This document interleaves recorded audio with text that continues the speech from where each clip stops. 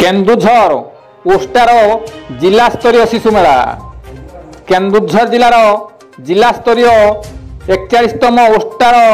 शिशु मेला तेलकुई block देउड़िया high school रे अनुष्ठित होईछि।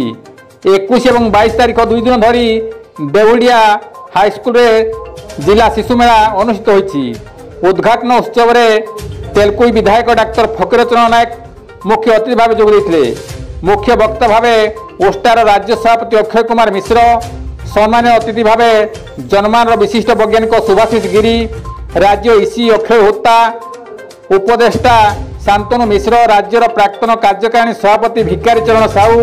राज्य ओष्टार प्राक्तन संपादक कान्हुचरण सामल, प्रधान शिक्षक विजय कुमार प्रधान, विधायक प्रतिनिधि पद्मनाभ साहू, जिला संपादक प्रशांत मिश्र जोग देथिया बेले उद्यापन उत्सव में मुख्य अतिथि भावे तेलकुई ब्लॉक गोष्ठी उन्नयन अधिकारी पूर्णचंद्र नायक, मुख्य वक्ता भावे राज्य ओष्टा सह संपादक मृत्युंजय कोलई, राज्य ईसी ज्ञानेन्द्र देव, पूर्वतन ईसी वासुदेव महंत, जिला परिषद सभ्या छैलबाला नायक, ब्लॉक सभापति खगेश्वर महंत जोगड़ी शिशु मेलार उद्देश्य ज्ञापन करने सहित आगामी 27, 28, 29 3 दिन धरी कटक ओष्टा ठारे राज्य स्तरीय शिशु मेला अनुष्ठित होब बोली कहुଯାଇଛି। गोविंद राउत का रिपोर्ट केडी मिजुरिया।